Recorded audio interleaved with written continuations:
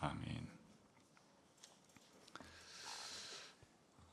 예수님께서 지금도 하나님 보좌 우편에 계시면서 재림할 때까지 하고 있는 일이 있습니다. 구약시대식으로 말하자면 선지자적인 일도 하고 계시고, 또 제사장적인 일도 하고 계시고, 왕적인 일도 하고 계십니다.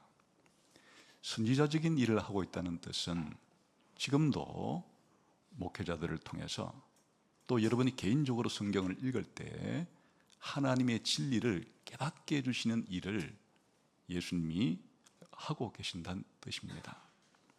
뿐만 아니라 예수님이 제사장적인 사역을 하신다는 것은 지상에 계실 때 우리의 죄값을 위해 모든 것을 다 치르시고, 이제는 그것을 바탕으로 하나님 앞에서 우리를 위해서 중보하고 계신다 하는 뜻입니다.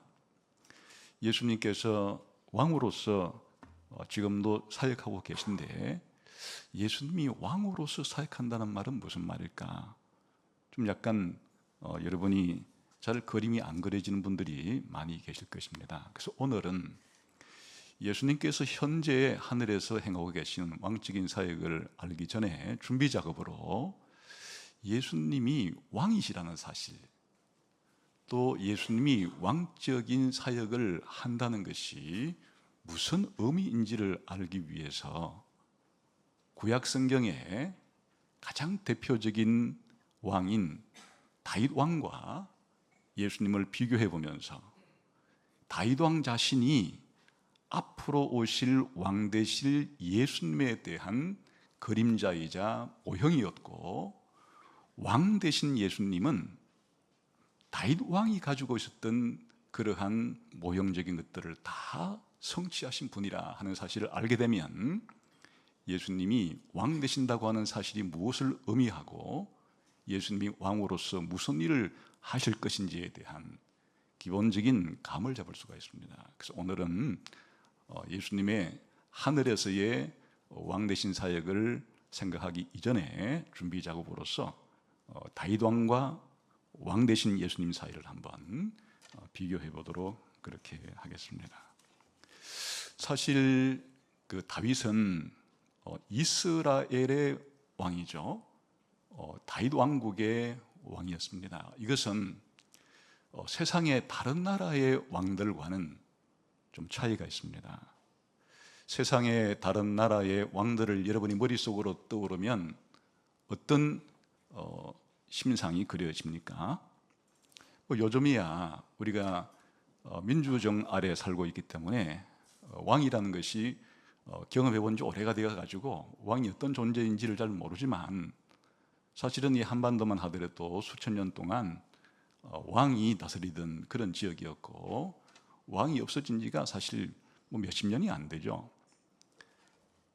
고대의 동서고금을 막론하고 세상의 정치 형태, 통치 방식은 왕정이 대부분이었습니다. 자, 왕이 무엇인가 떠올려 보시게 되면 우리가 금방 떠오르는 생각은 한 나라의 최고의 권력자이자 최고의 부자이자 국민들의, 백성들의 생사 여탈권을 가지고 있는 정도의 막강한 권력과 엄청난 부를 소유하고 있는 그런 인물이라는 것이 금방 떠오르겠죠. 왕이 사는 집만 하더라도 왕궁, 대궐은 일반 평민들이 사는 것과는 비교 불가할 정도의 엄청난 화려한 크기와 규모, 그리고 그 재료를 쓰는 것이라든지 가래도구가 화려하기 그지없죠. 우리나라의 경복궁은 좀 그래도 덜하지만은 중국의 자금성을 한번 가보고, 또 유럽에 있는 그런 궁전에 가보게 되면 정말 왕들은 이렇게 화려하고 좋은 집에 살았구나 하는 것을 피부로 느끼게 되죠.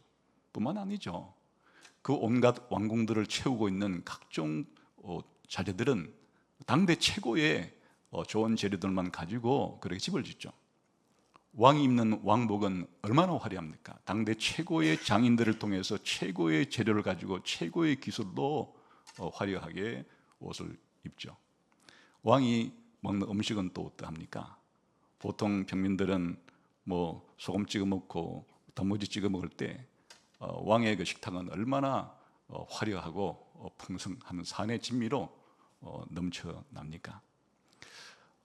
이 모든 것들을 유지하기 위해서는 막강한 권력이 필요하기 때문에 왕들은 자신들의 권력을 확장하고 유지하기 위해서 막강한 군사력을 둡니다.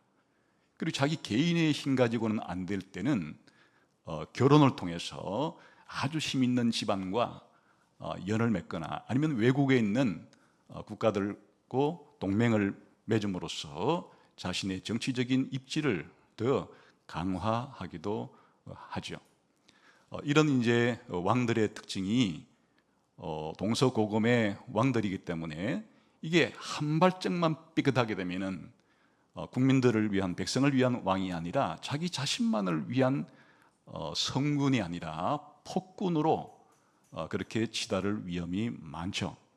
그래서 역사상 대부분의 왕들 가운데서는 좋은 왕보다는 사실은 일반 백성들이 경험하는 왕들은 폭군을 경험할 때가 훨씬 더 많습니다.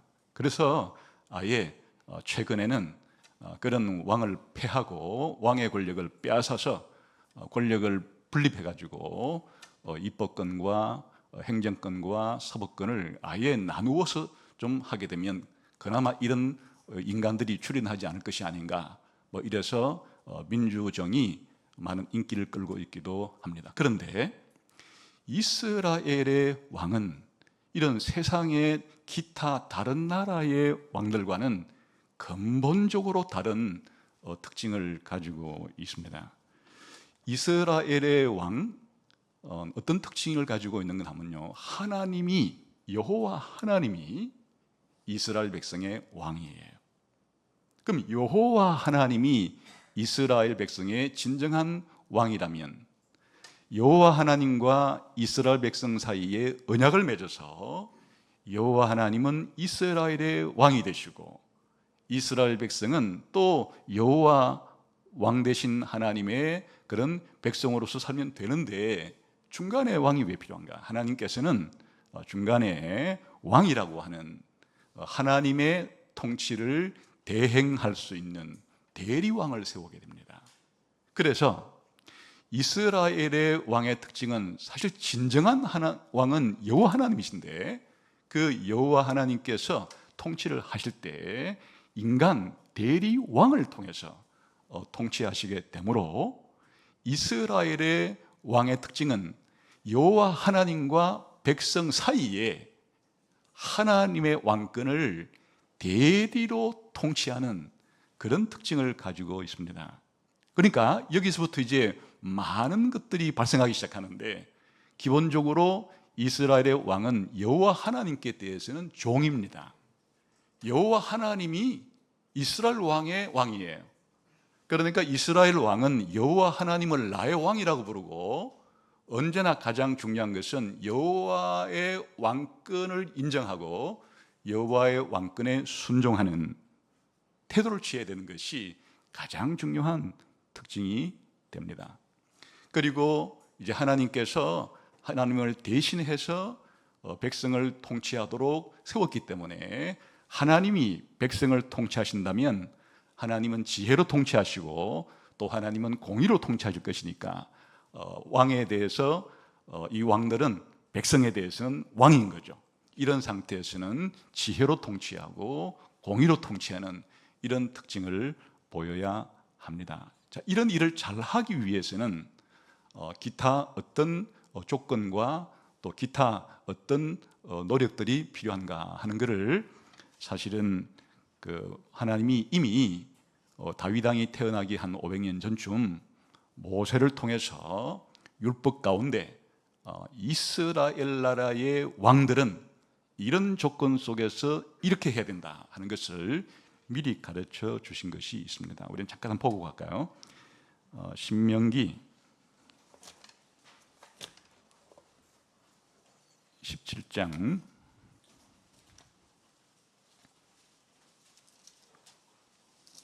14절에서 20절을 한번 보겠습니다.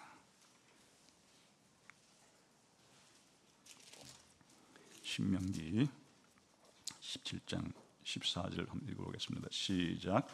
네가 네 하나님 여호와께서 네게 주시는 땅에 이르러 그 땅을 차지하고 거주할 때에 만일 우리도 우리 주위의 모든 민족들 같이 우리 위에 왕을 세워야겠다는 생각이 나거든. 여기 보면 이 이스라엘의 왕정은 하나님이 계획한 겁니다. 이미 하나님께서는 앞으로 여호와 하나님이 왕이 되어서 통치하는 이 이스라엘 백성이긴 해도 언젠가는 다 주변 나라는 왕이 있는데 이스라엘은 지금 왕이 없죠. 인간 왕이 없이 하나님을 왕으로 믿고 있지만 언젠가는 주변 나라들과 같이 인간 왕을 세워달라고 요구할 때가 있을 거다. 그때 안 돼, 단칼에 이렇게 해서 너희들은 여호와가 왕이기 때문에 절대 인간 왕이 있어서는 안 돼, 이렇게 하라 말하지 않고 그럴 때 왕을 세워줘라. 그리고 이런 조건과 이런 의무를 할 수 있게 하여라 하고 이제 말해주는 겁니다. 15절 시작. 반드시 내 하나님 여호와께서 택하신 자를 내 위에 왕으로 세울 것이며 내 위에 왕을 세우려면 내 형제 중에서 한 사람을 할 것이요 내 형제 아닌 타국인을 내 위에 세우지 말 것이며. 첫 번째 이제 왕이 될 수 있는 조건은 자기가 마음대로 어느 날 군사를 모집해서 힘을 길러서 정권을 뒤집어서 이렇게 왕이 되면 안 되는 겁니다. 자기 스스로 자기의 노력으로 자기 뜻대로 자기가 마음대로 왕이 되는 건 없다. 하나님이 선택해 주는 사람을 왕으로 세워야 한다. 그러니까 이스라엘의 왕은 하나님이 왕이니까 하나님을 대리할 자를 누가 택하는가 하면 하나님 자신이 택하는 거죠. 그러니까 무슨 민주국가가 아니에요. 민주국가처럼 국민들이 그렇게 투표해서 세우는 게 아니라 여호와 하나님이 자기를 대신해서 왕을 하나님이 선택해서 세워야 한다. 그러기 위해서는 당연히 하나님과 언약 백성을 맺은 이 언약 백성 가운데서 형제 중에 한 사람을 택하고 이방인을 택하지 말라. 이런 부수적으로 조건을 내걸죠.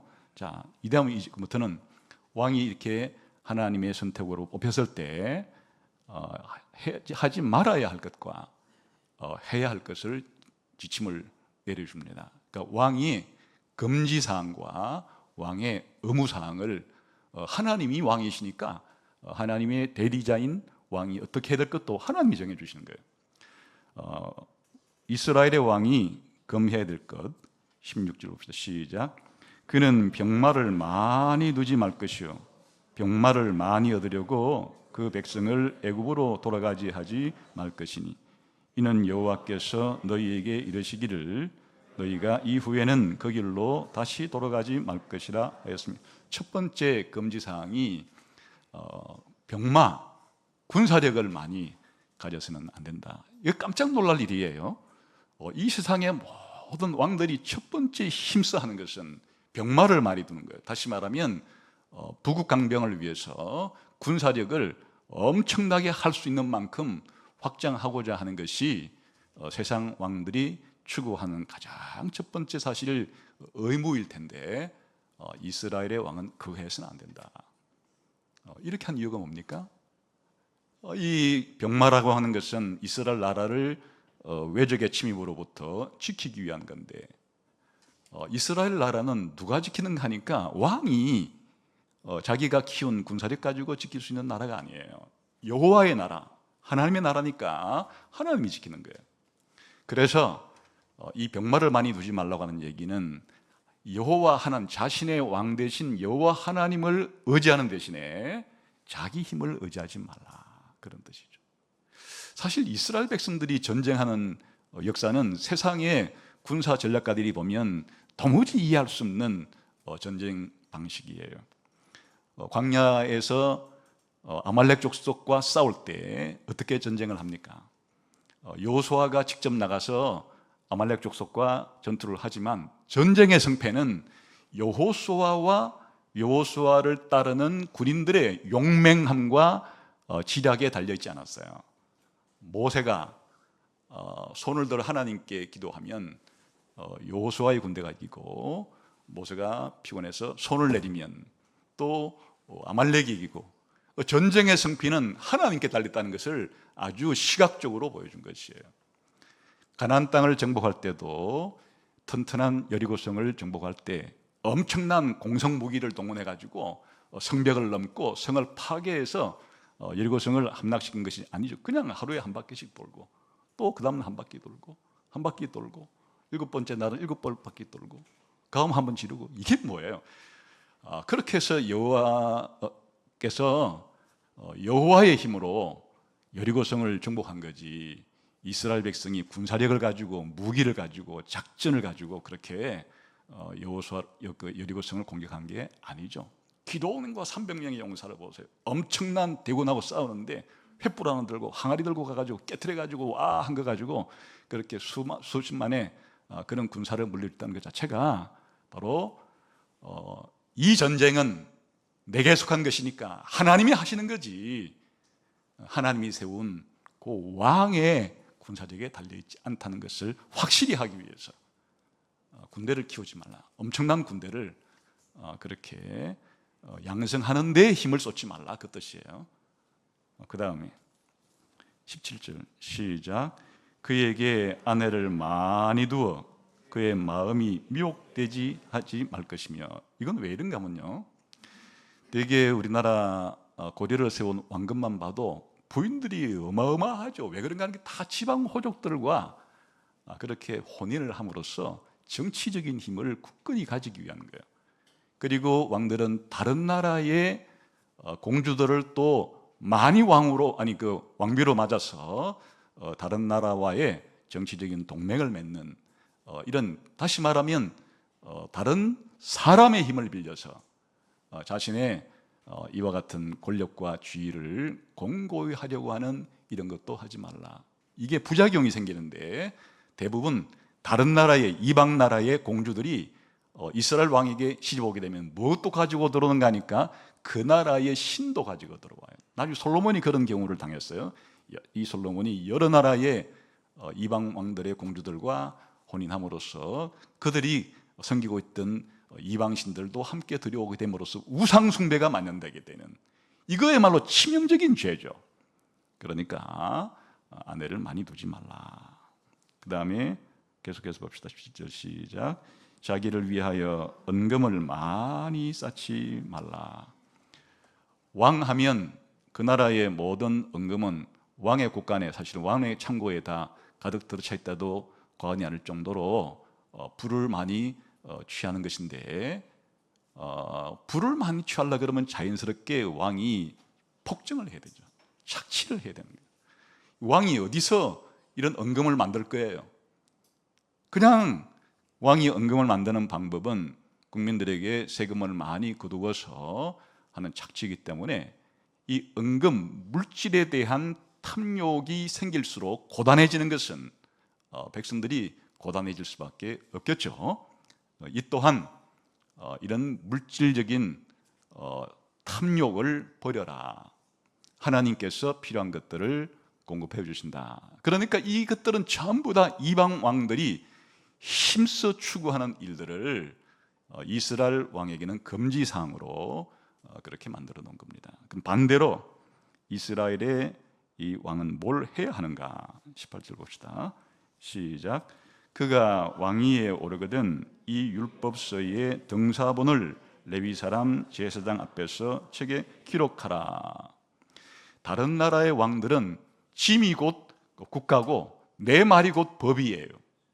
그러니까 다른 이방 나라들은 그 왕들이 곧 자신이 법이어서 자기의 말이 법이 되는데, 이스라엘의 왕은 하나님의 왕이고 이스라엘의 왕은 그 하나님의 뜻을 대행하는 대리왕이기 때문에 이스라엘의 법은 누가 정하시는가? 하나님이 정하는 거죠. 여호와 하나님께서 이 법을 이미 모세를 통해서 이스라엘 나라의 헌법과 같이 이미 다 주었어요. 그러니까 이스라엘의 왕은 나라를 다스릴 때 자기 말, 자기 뜻대로 다스리는 게 아니고 여호와 하나님이 이미 만들어 놓은 그 법대로 통치해야 되기 때문에 하나님이 정해놓은 이 법을 복사를 해서 필사를 해서 딱 자기 책상 옆에다가 그렇게 두어라 거죠. 그 다음에 19절 시작. 평생에 자기 옆에 두고 읽어 그의 하나님 여호와 경외하기를 배우며 이 율법의 모든 말과 이 규례를 지켜 행할 것이라. 필사만 해두고 그냥 수면제 용어로 쓰면 안 되는 거예요. 필사하고 난 다음에는 부지런히 연구를 해서, 그리고 연구만 해서 끝나는 것도 아니고 그 연구한 것을 실천에 옮겨야 한다. 그러니까 이스라엘 왕의 가장 중요한 의무는 결국에는 율법 공부와 율법을 모범적으로 순종하면서 자기가 다스리는 백성 사람들도 하나님의 이 율법을 잘 알고 그리고 순종하게끔 그렇게 하는 게 왕의 가장 중요한 의무에 해당이 된다. 왜 그래야 되는가? 20절 지금까지 말한 내용이에요. 시작.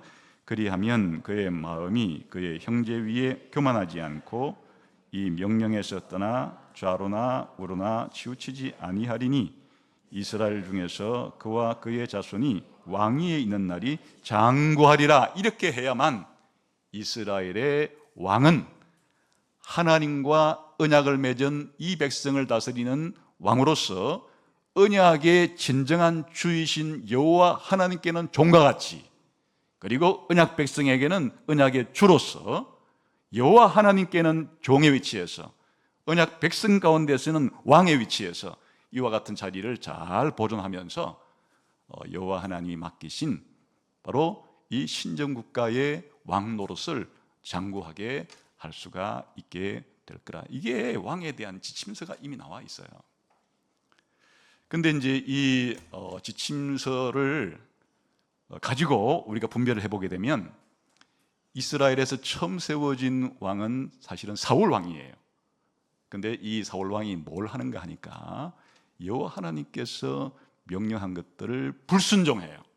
그래 하나님께서 바로 이스라엘의 신정국가의 왕으로서 부적격자이기 때문에 폐위를 시켜버려요. 그리고 다윗이라고 하는 이제 하나님 마음에 합한 진정한 언약국가 여호와의 나라에, 하나님 나라에 참된 그런 인간 대리 왕의 특성을 가진 다윗 왕을 세워서 이게 이제 표준이 되는 겁니다. 그래서 이후에 모든 왕들은 뭘로 평가하는가 하니까 다윗처럼 행하면 좋은 왕이 되는 거고 다윗과 반대 길로 가면 악한 왕이 되는 거예요. 그래서 다윗은 하나님께서 기준으로 세운 하나님 나라의 왕이 가져야 될 모든 조건들을 이상적으로 충족시키는 모델 왕이 된다. 그래 이것이 이제는 나중에 예수님께서 이 다윗이 형성해 놓은 하나님이 다윗을 통해서 만들어 놓은 이런 하나님 나라의 왕의 모습을 예수님이 성취하시고 이루시는 것이 예수님의 왕권이고 예수님의 왕적인 사역이다. 이렇게 할 수 있는 거죠. 그러면 어떤 점에서 이제 다윗은 이 하나님 나라 여호와의 나라의 참된 왕으로서의 특징을 가지고 있는가? 첫 번째는 바로 가장 기본적인 것처럼 하나님이 이 다윗을 왕으로 선택합니다. 하나님은 사무엘을 보내서 이새의 집에 가서 내가 왕으로 세울 자를 가서 택하라 했을 때 기본적으로 여러 아들들이 많았죠. 이새의 아들 가운데 8아들이 있었는데 그 말째예요. 그래서 처음에 너희 집에 아들 좀 나한테 보여줘라 했을 때 그 아버지 이새가 막내는 무시해버리고 들판에서 양이나 치는 그런 자식으로 그냥 관로 안에 그 바깥으로 내보내고 다른 아이들을 다 줄줄이 보이는데 결국 하나님이 그 말째를 막내를 왕으로 택해라. 그 하나님의 전적인 선택으로 그렇게 왕이 되죠. 예수님께서 바로 하나님 나라의 왕이 되신 것은 전적인 하나님 아버지의 선택입니다. 창세 전부터 아버지의 하나님과 예수님과 성령님 사이에 합의를 맺어서 바로 성자 되시는 하나님의 아들 되는 그 나중에 이름을 예수님으로 짓게 될 바로 하나님의 아들 되는 제2위 되시는 예수님을 하나님 나라의 대리 왕으로 그렇게 선택하신 분이 하나님 아버지예요. 그래서 성경에 보게 되면 예수님께서 세례 받으실 때 구약에 나오는 이사야 42장 1절 내가 붙드는 나의 종 내 마음에 기뻐하는 자 곧 나의 택한 자를 보라. 하나님이 택했다는 거예요. 하나님께서 예수님을 여호와의 종으로 그리고 이스라엘 백성의 왕으로 선택했다. 하나님께서 예수님을 선택했고 예수님은 하나님 아버지께 이와 같이 여호와의 종으로 그리고 언약 백성의 왕으로 선택을 받았다. 성취가 된 거죠.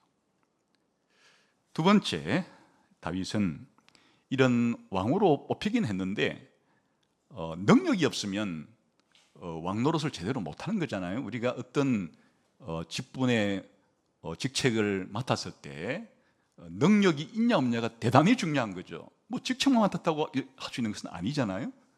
그랬을 때 하나님을 대리하는 왕이 하나님께 뽑히긴 뽑혔는데 일을 제대로 처리하지 못하고 엉망진창으로 하게 되면 큰일 나는 거잖아요. 일을 제대로 능력을 가지고 잘 처리해야 되는 거죠. 그랬을 때 하나님이 이것을 할 수 있는 안정장치를 만드는데 성령을 부어주는 거예요. 성령을 부어주는 것은 먼저 기름을 부어줌으로써 이 기름이 사실은 성령님을 상징하는 것으로 그렇게 하게 되죠.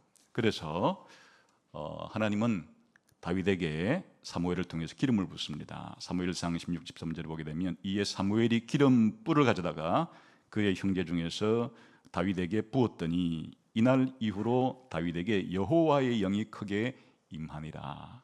기름을 붓는 것 자체가 기름을 부었는데 그것이 실질적으로 의미하는 바는 여호와의 영, 성령이 다윗에게 부어짐으로 이날 이후로는 늘 여호와께서 여호와의 영을 통해서 다윗과 함께 하시게 되었다.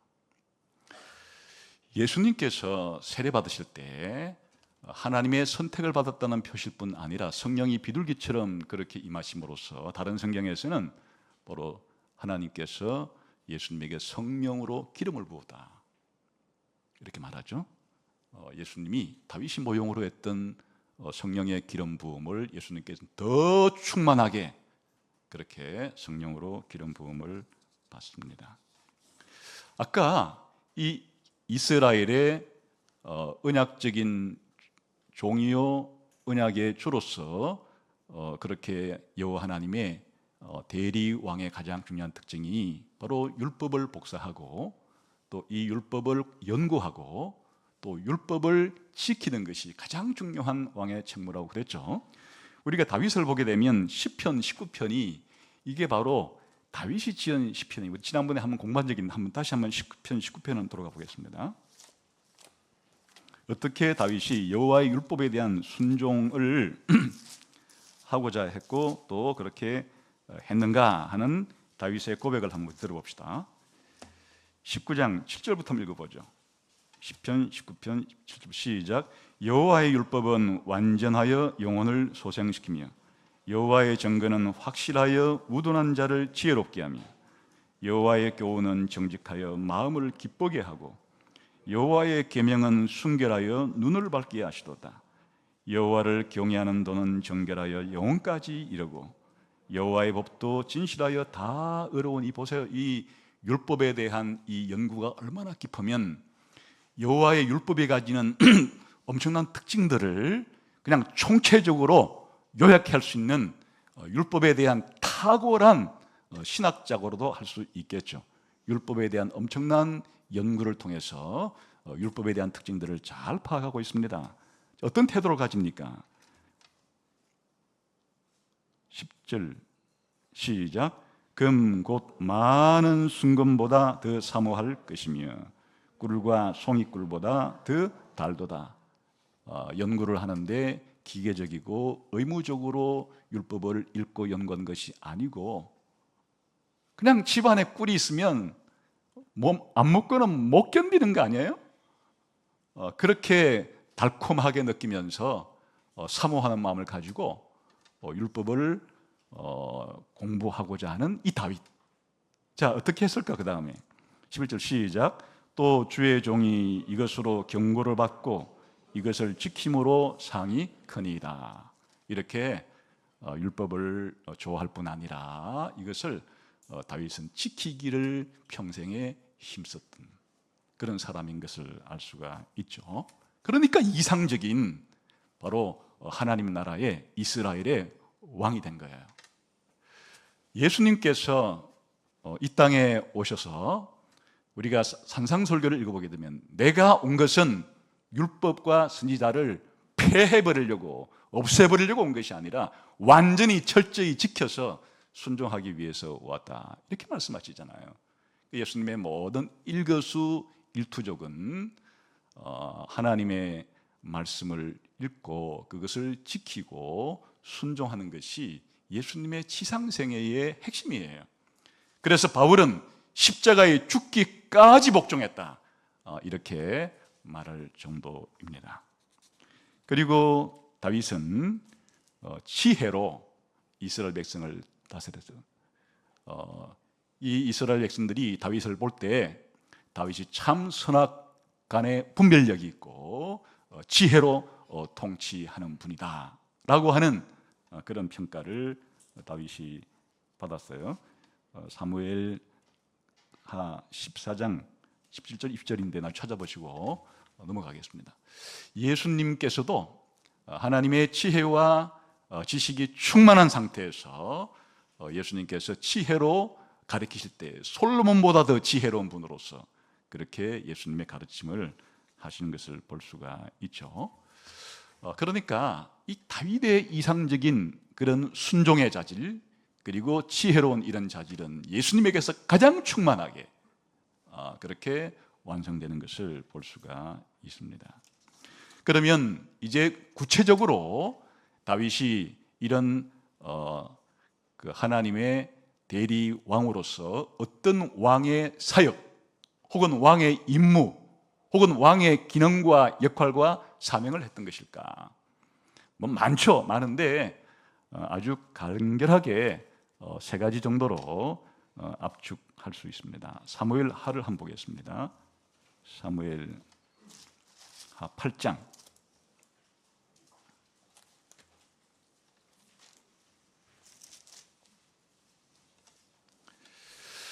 첫 번째 그 이스라엘의 이 왕이 해야 될 것은 바로 이스라엘 백성의 원수를 무찌르는 거예요. 바로 하나님께 대한 대적자, 이스라엘 백성에 대한 대적자들이 있기 때문에 첫 번째 왕이 해야 될 일은 바로 하나님의 원수, 하나님 나라의 원수, 하나님 백성의 원수를 무찌르고 굴복을 시키는 게 이게 왕이 해야 될 사실은 가장 중요한 첫 번째 역할이기도 합니다. 우리 8장 1절부터 6절까지 한번 보죠. 다윗이 어떻게 이 역할을 잘 수행했는지 시작. 그 후에 다윗이 블레셋 사람들을 쳐서 항복을 받고 블레셋 사람들의 손에서 메덱 인마를 빼앗으니라.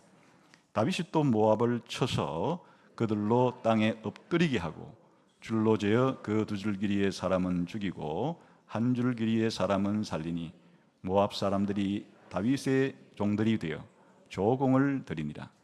르홉의 아들 소바왕 하다데셀이 자기 권세를 회복하려고 유브라데 강으로 갈 때에 다윗이 그를 쳐서 그에게 마병 1,700명과 보병 2만 명을 사로잡고 병거 100대의 말만 남기고 다윗이 그 외의 병거의 말은 다 발의 힘줄을 끊었더니 다메섹의 아람 사람들이 소바왕 하다데셀을 도우러 온지라. 다윗이 아람 사람 2만 2천 명을 죽이고 다윗이 다메섹 아람 수비대를 두매 아람 사람이 다윗의 종이 되어 조공을 바치니라. 다윗이 어디로 가든지 여호와께서 이기게 하시니라. 그러니까 이스라엘의 한마디로 말하면 동서남북의 모든 나라들을 쳐서 복종시키고 굴복시키고 조공을 받는, 주변의 이스라엘의 원수들을 그렇게 다윗 왕이 무찌르고 혁혁한 공을 통해서 모두 다 굴복을 시키고 복종을 시키고 조공을 받는 아주 위대한 역할을 하죠. 여기 또 재미난 것이 하나 있죠. 다른 나라에 항복을 받아내고 이 마병들을 다 뺏어왔을 때도 필요만큼 딱 남기고 뭐 했어요? 말들의 힘줄을 다 끊어서 못 쓰게. 아까 어디에 나온 구조를 지금 실천하고 있는 거예요? 신명기 17장에 이상적인 왕의 임무를 성실히 수행해 가고 있는 중에 정복 활동을 하고 있다 하는 것을 볼 수가 있죠. 13, 14절도 사실은 같은 얘기예요. 같이 봅시다. 다윗이 소금 골짜기에서 에돔 사람 18,000명을 쳐 죽이고 돌아와서 명성을 떨치니라. 다윗이 에돔의 수비대를 두되 온 에돔의 수비대를 두니 에돔 사람이 다 다윗의 종이 되니라. 다윗이 어디로 가든지 여호와께서 이기게 하셨더라. 그러니까 언제나 아담이 타락한 이래로 사단이 여호와 하나님께 반역한 이래로 영원한 하나님 나라가 최후의 완성이 될 때는 이 사단의 왕국, 사단을 따르는 이 여호와의 백성의 원수를 쳐서 무너뜨리는 것이 언제나 하나님 나라의 중요한 일이에요. 그래 다윗이 당대에 이 역할을 아주 훌륭하게 수행했다 하는 것을 알 수가 있죠. 이게 이제 예수님께서 이 땅에 오셨을 때 예수님이 이 땅에 오신 첫 번째 중요한 목적 가운데 하나는 하나님 나라의 왕으로서 하나님의 원수 사탄을 무찌르기 위한 거예요. 그래서 예수님이 요단강에서 세례를 받고 나서 첫 번째 한 작업이 광야에 가서 이 사단과 대결을 벌이면서 사단을 무너뜨리는 일을 예수님께서 시작하시고 계셨죠. 그리고 예수님의 공생애 가운데 수많은 귀신들을 쫓아낸 것 자체가 바로 이 하나님 나라의 원수들을 축출하기 시작했음을 보여주는 것이고, 예수님의 십자가는 사실은 이 사단의 왕국의 모든 군사력을 무장해제시켰다, 이렇게까지 사도 바울이 말할 정도예요. 그러니까 최후의 예수님께서 재림하실 때는 완전히 100% 사단의 왕국을, 이 하나님의 원수를 지옥 불못에 던짐으로써 이 사역을 끝장낼 겁니다. 그러나 이 땅에 오셨을 때도 예수님은 이 사단의 왕국을 무너뜨리는, 하나님 나라의 원수를 무너뜨리는 일을 예수님이 첫 번째 중요한 과업으로 수행했다는 것은 다윗이 행했던 하나님 나라의 원수들을 제압하고 정복하는 것을 완성판이라 할 수가 있겠죠. 두 번째, 다시 돌아와서 사무엘하 8장 7절부터 12절까지 한번 봅시다. 시작. 다윗이 하다데셀의 신복들이 가진 금 방패를 빼앗아 예루살렘으로 가져오고, 또 다윗 왕이 하다데셀의 고을 베다와 베로데에서 매우 많은 못을 빼앗으니라. 하맛 왕 도이가 다윗이 하다데셀의 온 군대를 쳐서 무찔담을 듣고, 도이가 그의 아들 요람을 보내 다윗 왕에게 문안하고 축복하게 하니, 이는 하다데셀이 도이와 더불어 전쟁이 있던 터에 다윗이 하다데셀을 쳐서 무찌름이라. 요람이 은그릇과 금그릇과 녹것을 가지고 온지라. 다윗 왕이 그것도 여호와께 드리되, 그가 정복한 모든 나라에서 얻은 언금, 곧 아람과 모압과 암몬 자손과 블레셋 사람과 아말렉에서 얻은 것들과 소방 왕 르홉의 아들 하달에게서 노력한 것과 같이 드리니라. 아까 이스라엘의 왕은 언금을, 금언을 자기 자신을 위해서 축적하지 말라 그랬죠. 다윗이 다른 나라를 정복했다는 것은 그 나라의 금원도 다 뺏어왔다는 뜻인데, 이것들을 자기가 착복하지 않고 여호와께 드리니라, 여호와께 바치니라. 다윗은 자신이 정복을 통해서 획득한 이런 금원들을 여호와 하나님께 바쳤습니다.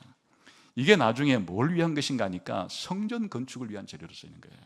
그 성전 건축을 할 때 사실은 이제 다윗은 성전 건축을 하고 싶었는데 하나님께서 너는 지금 전쟁 중이기 때문에 네가 하서는 말고 네 아들 때에 전쟁을 다 끝내고 난 다음에 성전을 지어야 한다 해서 실제로 성전 건축의 일은 다윗의 아들에게 넘어가지만, 다윗이 성전 건축을 하려고 했던 이 열망을 가지고 성전 건축 재료를 모두 다 준비한 거예요. 그래서 자신이 정복을 통해서 얻게 된 이 금원들을 전부 다 성전을 짓는데 바치게 되는 겁니다.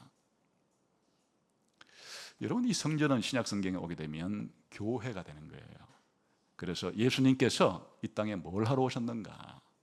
바로 성전 건축하러 왔는데, 눈에 보이는 돌로 된 예루살렘 성전 같은 그런 성전이 아니고 바로 교회라고 불리는 성전, 교회를 건축하기 위해서 예수님이 오셨죠. 그래서 예수님은 바로 내가 내 교회를 건축하리니, 예수님이 교회를 건축하는 분으로서 여러 차례 우리가 살펴본 것처럼 교회가 여호와의 성전의 한 돌이 되어서 지금 그리스도 안에서 성전으로 지어가고 있는 중에 있다. 예수님의 사역이 바로 성전 건축 사역이었습니다. 그리고 다윗의 세 번째 왕으로서의 사역은 8장 15절부터 18절 한번 읽어봅시다. 시작. 다윗이 온 이스라엘을 다스려 다윗이 모든 백성에게 정의와 공의를 행할세. 스루야의 아들 요압은 군사령관이 되고 알스의 아들 여호사밧은 사관이 되고 아히두베의 아들 사독과 아비아들의 아들 아히멜렉은 제사장이 되고 스라야는 서기관이 되고 여호야다의 아들 브나야는 그렛 사람과 블렛 사람을 관할하고 다윗의 아들들은 대신들이 되니라. 세 번째 왕의 직무가 하나님의 언약 백성들을 공의와 정의로 잘 통치하는 일이에요. 그런데 이 일을 하기 위해서 다윗은 적재적소에 사람들을 배치함으로써 하나님의 백성들을 다스렸다 하는 것을 볼 수 있죠. 예수님께서도 이 하나님 나라의 왕으로서, 특히 이 교회가 현 시대의 하나님 나라의 왕인데, 예수님이 우리 교회를 공의와 정의로 통치하시지만은 교회의 사역자들을 세워서, 직분자들을 세워서 그렇게 통치하시는 거예요.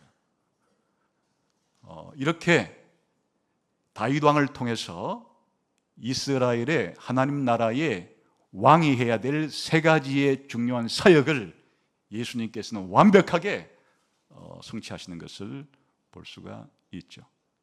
이것이 다윗의 생애를 통해서도 확인이 되게 되는데, 다윗이 첫 번째 사무엘에게 왕으로 기름 부음 받았을 때 그때부터 그냥 승승장구해서 모든 일이 다 풀리고 영화롭게 한꺼번에 된 게 아니에요.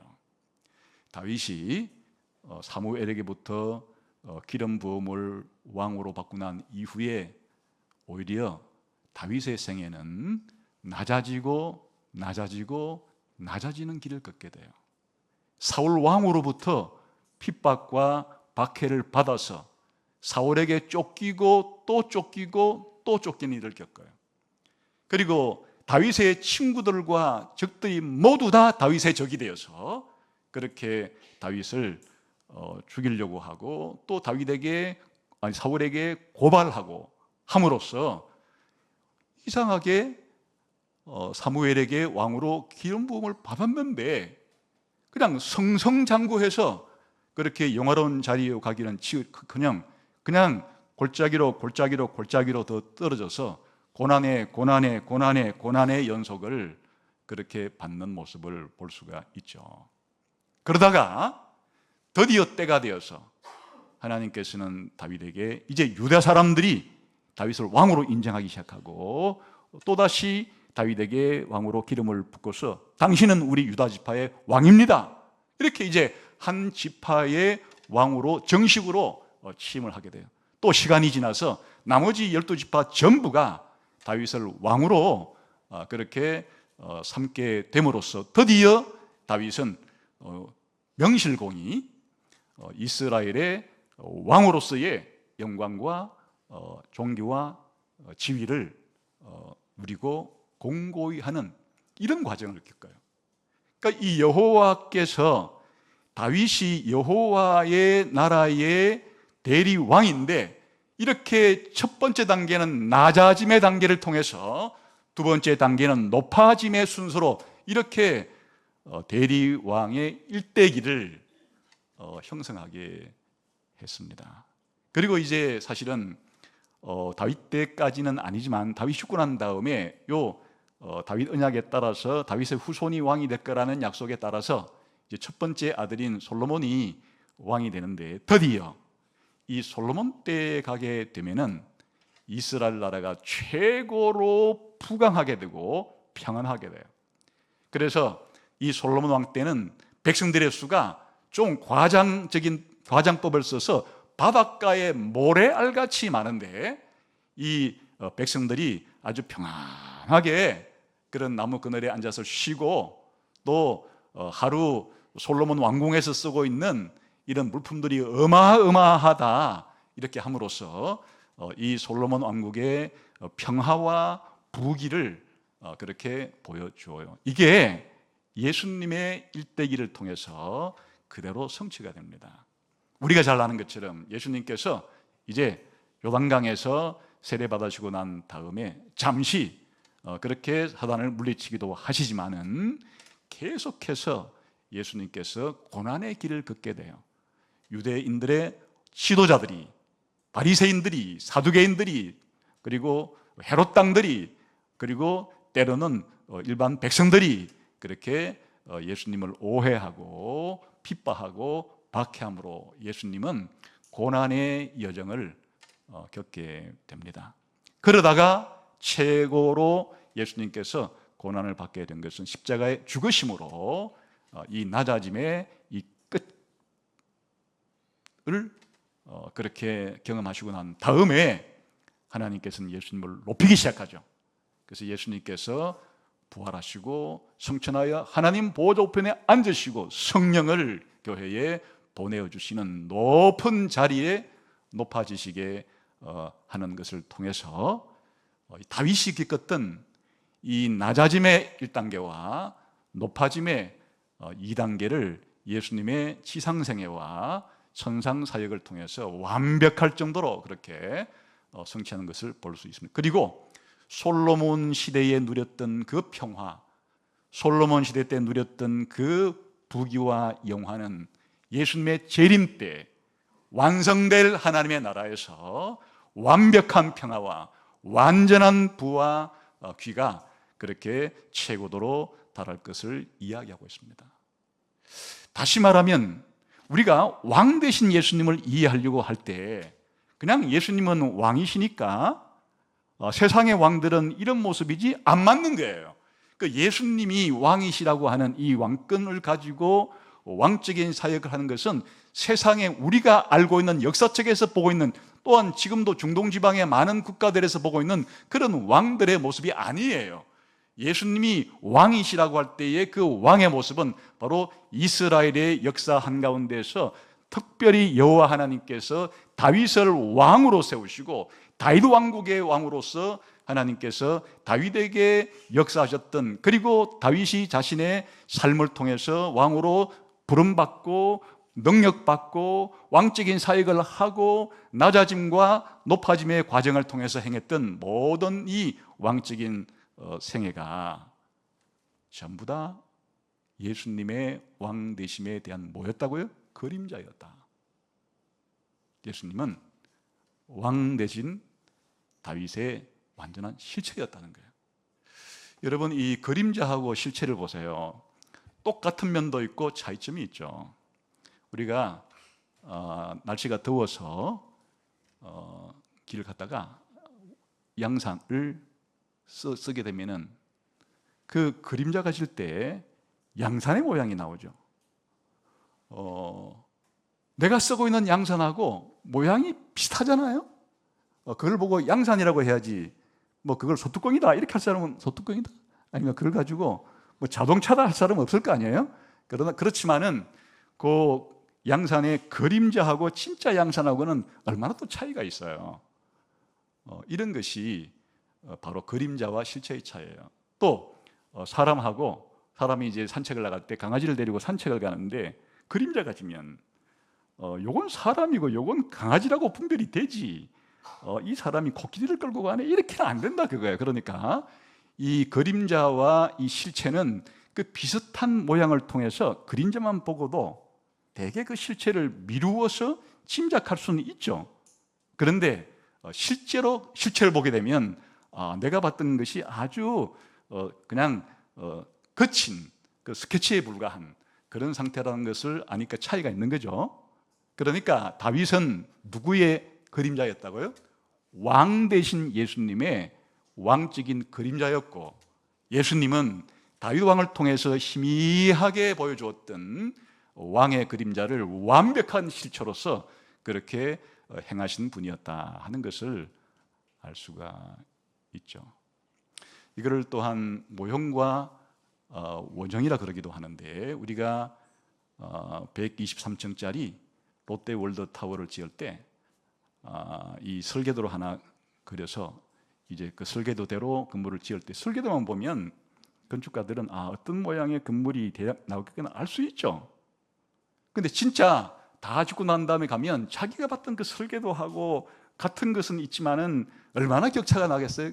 그렇다 그거예요. 그러니까 다윗 왕의 인생은 바로 왕에 대한 설계도에 불과했으나 예수님이 왕이시면 진짜 다윗 왕이 설계도로 보여주었던 그런 왕적인 신분과 사역을 완성하시는 다윗 왕의 모형을 원형으로서 완성하신 분이다. 이렇게 이해해야 하는 겁니다. 그래서 예수님의 왕 되심을 생각할 때 여러분이 이해하기 좋으려고 하면 여러분이 그냥 경험적으로 알고 있고 상상하는 그런 왕의 모습을 생각하면 안 되는 거예요. 예수님이 왕이시다, 왕적인 사역을 한다라고 했을 때 여러분의 마음속을 가득 채워야 될 것은 무엇인가 하니까 누구를 가지고 예수님의 왕 되심을 학습해야 된다고요? 다윗 왕을 가지고, 다윗 왕의 왕적인 신분과 다윗 왕의 왕적인 사역과 다윗 왕의 왕적인 생애를 통해서 예수님이 어떻게 왕이 되시고 왕적인 사역을 행하시고 왕적인 그런 일대기를 거쳐가시는가 하는 것을 잘 알 수 있다, 그런 뜻입니다. 자, 그러면 이렇게 예수님이 왕이시라는 것을 모형적으로 보였던 다윗과 이 다윗 왕을 완전히 성취하신 예수님을 통해서 우리가 어떻게 우리 삶 속에 좀 적용하면 좋겠는가. 첫 번째 가장 중요한 왕의 조건이 바로 하나님의 주권적인 선택으로 왕이 됐다는 사실이죠. 사실 신약 성경에 의하면 우리도 예수님 믿게 되면 하나님은 우리도 왕 같은 제사장이라고 불러주어요. 우리도 제사장이 된 동시에 왕이라고 불러주어요. 여러분이 하나님의 백성이 되고 또 달리 말하면 하나님 나라의 왕적인 존재가 되는 것은 전적인 하나님의 은혜에 의한 선택 때문입니다.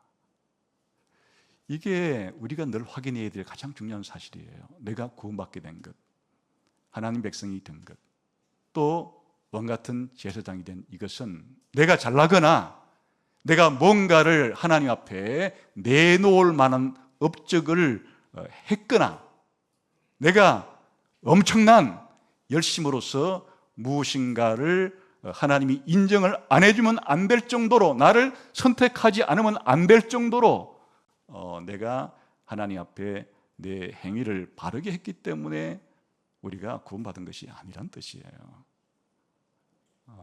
늘 하나님 앞에 설 때 우리 자신이 뼛속 깊이 새겨야 할 사실은 하나님이 은혜로 하나님의 주권적인 선택으로 나를 택하셔서 나를 하나님의 백성으로 또 왕같은 제사장으로 삼아주셨다 하는 사실을 알고 언제나 겸비하고 겸손한 마음을 가지고 불신자들을 대할 때 우리가 교만할 이유가 하나도 없죠.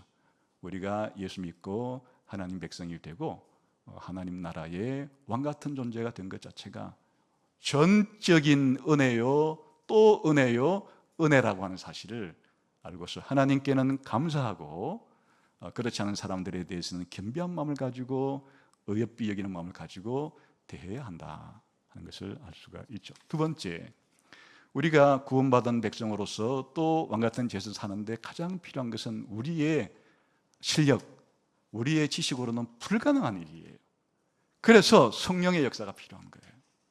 그래서 다윗도 예수님도 왕적인 사역을 감당하기 위해서 하나님이 보내주시는 성령을 통해서 왕적인 사역을 감당할 수 있었듯이, 그래서 예수님께서 오순절날 이제 교회에게 성령을 부어주심으로써 이후에 재림 때까지 예수 믿을 모든 사람들에게 성령을 보내어 주셔서 그렇게 우리가 신자로서 하나님 백성으로서 살아갈 수 있는 모든 삶의 그 능력을 성령님의 능력으로부터 얻어서 살아가게 하신다.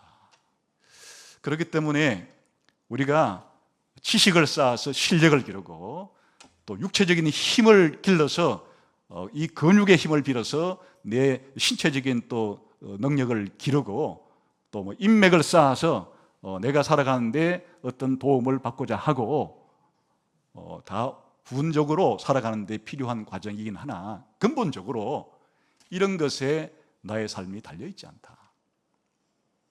나의 나된 것은 하나님의 은혜일 뿐 아니라 내가 신자로서의 나답게 살아갈 수 있는 힘은 성령님께로부터 온다 하는 사실을 알고 우리가 늘 기도할 때 성령이 더 충만하게 더 내 가운데 강하게 역사해 주시도록 그렇게 기도하는 것이 맞죠. 세 번째, 다윗 왕이든 예수님이든 이스라엘의 왕의 가장 중요한 특징은 하나님께 대한 순종이 첫 번째 특징이라고 해도 과언이 아닐 정도로 그랬죠. 다시 말하면 하나님 나라의 왕들은 자기 뜻대로 살아가지 않는다. 자기 계획이 자기가 세운 인생의 목표여야 하고 또 자기가 세운 계획을 이루는 것이 자기의 뜻이어서는 안 된다. 우리가 악한 본성을 여전히 아담의 타락 이후로 사람은 태어날 때부터 죄인으로 태어나기 때문에 우리가 세우는 계획이 또 그 계획을 이루고자 하는 나의 뜻이 이기적이고 자기중심적일 때가 너무 많아요. 그래서 하나님 나라의 백성 그리고 왕같은 제사장으로 부름받은 사람의 첫 번째 중요한 사실은 하나님께 대한 순종이다. 주기도문에 나오듯이 하늘 아버지의 뜻이 하늘에서와 같이 내 안에서도 이루어지게 해달라고 기도하는 겁니다. 다시 말하면 내가 세운 계획을 이루기 위해서 하나님의 힘을 받는 게 아니고 내가 세운 뜻을 관철시키기 위해서 하나님의 뜻을 빌어오는 것이 아니라 하나님의 뜻을 내 삶 속에 관철하기 위해서 내 뜻을 끊고 하나님께 순종하는 삶을 살아가는 것이 이게 하나님 나라의 백성으로서의 가장 중요한 삶의 자세다. 이게 불신자와 가장 큰 차이가 아니겠어요? 불신자들은 내가 왕이로소이다. 내가 왕이로소이다.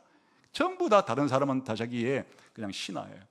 그러니까 뭐든지 자기 뜻대로 관철시키려고 그렇게 자기를 주장하는 것이 세상 나라의 이 세상에 살아가는 사람들의 가장 큰 특징이라면 우리 예수 믿는 신자들은 내가 하고 싶은 일이나 또 내가 하기 싫은 일이나 또 우리가 살아갈 때 모든 이 과정에 있어서 하나님의 말씀이라고 하는 하나님의 뜻에 우리가 복종하는 삶을 기본적으로 살 자세를 가지고 살아야 한다는 것을 다시 한번 확인하게 됩니다. 그리고 다윗의 낮아짐과 높아짐, 그리스도의 낮아짐과 높아짐을 통해서 우리가 예수님을 믿는 사람으로 이렇게 부름받았지만은 우리의 삶이 이 땅에서는 언제나 여러 가지 힘들고 어렵고 역경과 고난에 처해지는 것이 현실이다. 당장 하나님 백성으로 부름받은 날부터 고생 끝, 고난 끝, 역경 끝이 아니다. 오히려 하나님은 여러 가지 이유를 통해서 우리 신자들이 살아가는 삶 가운데 많은 그런 역경과 고난을 겪도록 그렇게 하심으로써 우리를 성장시켜 가신다는 사실을 겸허히 받아들이고, 그러나 이게 끝이 아니라 주님은 지금도 우리가 높아짐을 부분적으로는 맛보게 하시지만은 우리가 죽었을 때 우리의 영혼이 적시로 높아지게 될 것이고, 예수님이 재림할 때 우리의 몸과 영혼 전부가 영광스럽게 높아질 때가 올 것을 우리가 바라봄으로써 현실을 살아갈 때 이 두 가지의 관점을 늘 잊지 않아야 된다. 내가 비록 잠시 동안은 이런 고난에 처할 수도 있으나, 그러나 이 고난에 내가 굴복해서는 안 되고 하나님이 주시는 영광에 대한 소망을 가지고 우리의 현실을 소망 가운데 그렇게 지내야 된다 하는 사실을 배울 수가 있죠. 그래서 오늘은 앞으로 본격적으로 예수님의 왕적인 사역을 공부하기에 앞서서 예수님의 왕적인 사역을 이해하기 위한 가장 기본적인 토대로서 다윗의 왕적인 신분과 사역을 살펴봄으로써 또 우리 가운데 적용함으로써 그렇게 살아가는 여러분 되시기를 주님의 이름으로 축원합니다. 기도하겠습니다.